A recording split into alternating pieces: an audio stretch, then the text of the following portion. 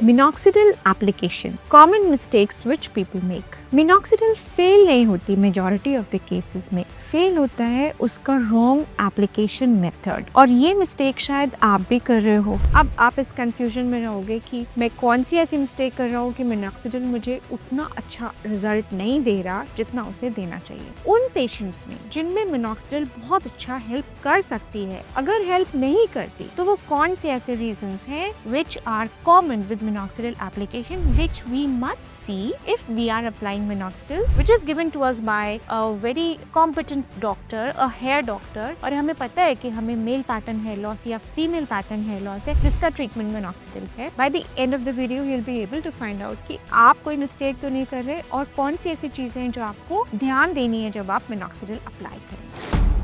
Now, one common observation by us doctors is that people tend to apply minoxidil on the hair and they skip the scalp. हमें आपको बताना है कि minoxidil जड़ों में लगना है, हेयर के ऊपर नहीं लगना, बिकॉज मिनॉक्सिडिल फॉलिकल के लिए होता है, हेयर शाफ्ट के लिए नहीं होता। Then one common misunderstanding is कि जहाँ ज्यादा बाल चले गए वहीं मिनॉक्सिडिल लगाएंगे, but something to be understood is कि जहाँ पर थिनिंग हो रही है, जहाँ अभी भी बाल हैं, वहाँ एक्चुअली मिनॉक्सिडिल आपको हेल्प करेगा। So thinning एरिया टारगेट करना बेहद जरूरी है। Hi, my name is Dr. Preeti Saraswat. I'm an American board certified hair transplant surgeon working at Saraswat Hospital, Agra. Make sure to subscribe this channel for science-backed solutions. Now, mistake number 2 is quantity बहुत ज्यादा करना या बहुत कम लगाना। Patients को कई बार लगता है when I apply more minoxidil, I will have better benefit. No, there is an optimum dosage to it. Then sometimes patients को लगता है कि अगर हम कम लगाएंगे तो जो irritation या dryness या stickiness of hair हमको हो रही है वो नहीं होगी। But then again, please remember there is an optimum dosage to it. Dosage fixed इसलिए है कि स्कैल्प से उसका absorption उतने पर मैक्सिमम हो जाता है जितना जरूरी है। ज्यादा लगाने से ज्यादा असर, ज्यादा फास्ट असर नहीं होगा और कम लगाने से आपको असर नहीं होगा। बट मिनॉक्सिडिल लगाने की टाइमिंग की गलती और ज्यादा कॉमन है। उसके भी पहले समझते हैं एक बहुत इंपॉर्टेंट बात कि जब हम मिनॉक्सिडिल लगाना स्टार्ट करते हैं और हमको पैराडॉक्सिकल हेयर लॉस होता है तो पेशेंट्स डर जाते हैं और मिनॉक्सिडिल लगाना बंद कर देते हैं। So this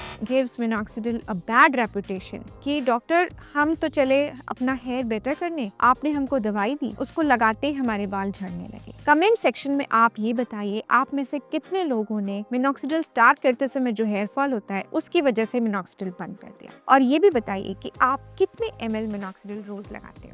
A very common scenario is doctor prescribe minoxidil और हमने किसी ऑनलाइन प्लेटफॉर्म से लिया मिनॉक्सिडिल या हमने केमिस्ट से पूछ के ले लिया, हमने लगाना स्टार्ट किया, पैराडॉक्सिकल हेयर लॉस स्टार्ट हुआ, हेयर शेडिंग जिसको बोलते हैं स्टार्ट हो गया और हम डर गए, हमने सब बंद कर दिया। नतीजा क्या हुआ? Back to square zero. Therefore, when we prescribe minoxidil, we take time to make you understand कि जब आप मिनॉक्सिडिल लगाना स्टार्ट करते हैं तो ग्रोइंग फेज वाले हेयर को हमारा जो टारगेट है वहां तक पहुंचने के लिए जो हेयर ऑलरेडी शेडिंग फेज में है उसका शाफ्ट गिराती है मिनॉक्सिडिल, नीचे के हेयर रूट के जो जर्म सेल्स हैं उनको स्टिमुलेट करती है और ग्रोइंग फेज वाले हेयर शाफ्ट को उगाती है। Therefore, मिनॉक्सिडिल स्टार्ट करने के बाद जो हेयर शेडिंग होती है अगर वो आपको हो रही है, be happy that this drug is actually acting nicely for you. Why? Because now the hair which you will get will be thicker, will be in the growing phase. So drug से ज्यादा issue dosage का होता है। Minoxidil न सिर्फ hair root के blood flow को increase करता है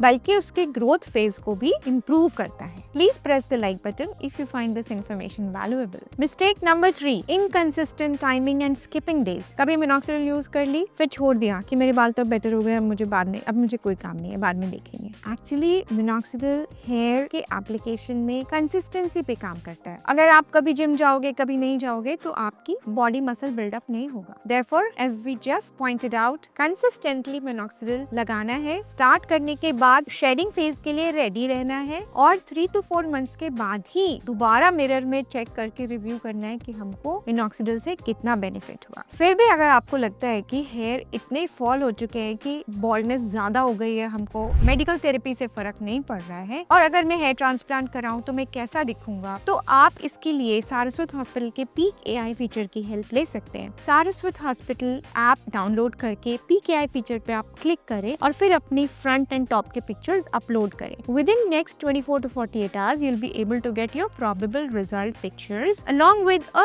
tentative number of grafts how much would be required for you for hair transplant। उसके अलावा हम आपको देंगे कुछ सेट ऑफ क्वेश्चंस जो जब आप अपने डॉक्टर के साथ बात करेंगे तो आपको बेहतर समझ में आएगा that how the hair transplant will be done and how actually hair grows after a hair transplant procedure। I know patients who come to me and tell me that doctor मैंने ऑयल यूज किया, derma roller use किया, serum use किया और minoxidil लगाया। अब आप सोचो सब चीजें अगर साथ में करी एक साथ तो थोड़ा मुश्किल है because overloading of things on the scalp can lead to barrier damage and then बजाय अच्छे होने के कुछ डैमेज हो सकता है। तो हम क्या बोलते हैं पेशेंट्स को that you can use everything but on a different timing. Like if you want to use minoxidil and you want to oil your hair also, use minoxidil first and then after half an hour to 1 hour you can use oil. Oiling करने के बाद आप rest करें, अगले morning में आप अपना hair shampoo कर सकते हैं। उसके बाद आप मिनॉक्सिडिल लगाएं। मिनॉक्सिडिल लगाने के आधे 1 घंटे के बाद आप सीरम लगा सकते हैं, जो भी सीरम आपको मन है लगाने का। If you want to use derma roller we recommend that you use derma roller first and then apply minoxidil. See because home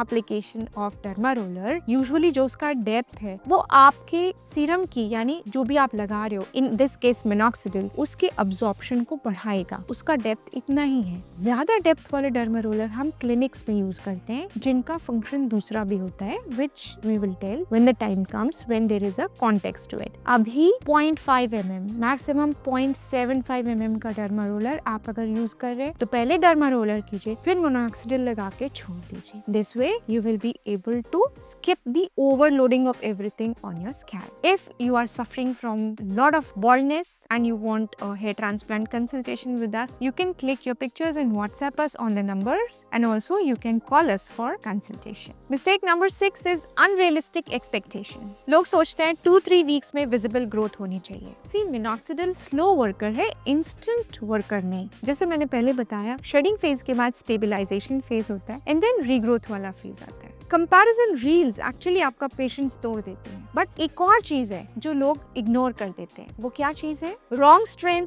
wrong formulation and then irritation of the scalp. हर scalp एक जैसे respond नहीं करता। Stage assessment of your baldness actually it's very important. तो ये रहे वो minoxidil application mistakes जिनको हमने अभी डिटेल में ब्रेक डाउन किया। अब आप क्लियरली समझ पाएंगे कि आपके यूसेज में कौन सी मिस्टेक्स कॉमनली हो रही हैं और उन्हें कैसे करेक्ट करना है। One more thing before I end this video, minoxidil is available in 2%, 5% and 10%. Mostly people think 10% से सबसे अच्छा रिजल्ट आएगा। Research says otherwise. Females में usually 2% एक लंबे समय तक अगर हम लगाते रहे तो लगभग 1 साल के बाद 2%, 5% एक सा ही असर देते हैं। Men में usually 5% gives good results। Share this video with your family and friends who want to include minoxidil in their hair treatment। If you want to know that at this stage of hair loss you need hair transplant, you need to click the video link on the right।